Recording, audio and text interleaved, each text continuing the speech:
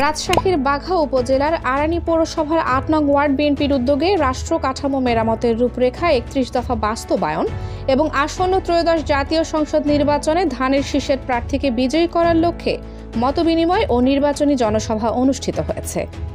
১৭ November সোমবার বিকেল ৪টায় জয়গুরনেসা সরকারি প্রাথমিক বিদ্যালয়ের পশ্চিম পাশের খোলা মাঠে জনসভা হয়। প্রধান অতিথি ছিলেন রাজশাহী ৬ চারঘাট থেকে বাঘা আসনে বিএনপির মনোনীত সংসদ সদস্য প্রার্থী ও জেলা বিএনপির আহ্বায়ক মোহাম্মদ আবু সাইদ চাঁদ। প্রধান বক্তা ছিলেন আরানি পৌর বিএনপির সভাপতি ও সাবেক ইউপি চেয়ারম্যান মোহাম্মদ তোজাম্মেল হক। বিশেষ বক্তা ছিলেন রাজশাহী জেলা ছাত্রদলের আহ্বায়ক মোহাম্মদ এস.এম. সালাউদ্দিন আহমেদ শামীম সরকার। সভাপতিত্ব করেন মোহাম্মদ আফতাব উদ্দিন বিডিআর অবসরপ্রাপ্ত সিনিয়র সহসভাপতি আরানি পৌর বিএনপি। সঞ্চালনায় ছিলেন আরানি পৌর বিএনপির সাংগঠনিক সম্পাদক মোহাম্মদ মোশাররফ হোসেন লিটন, আরানি পৌর বিএনপির সাংগঠনিক সম্পাদক মোহাম্মদ এস.এস. জিয়াউল হক জিয়া ও আরানি সাবেক পৌর বিএনপির সভাপতি ছাত্রদল ও স্বেচ্ছাসেবক দল মোহাম্মদ মহিদুল ইসলাম জুয়েল।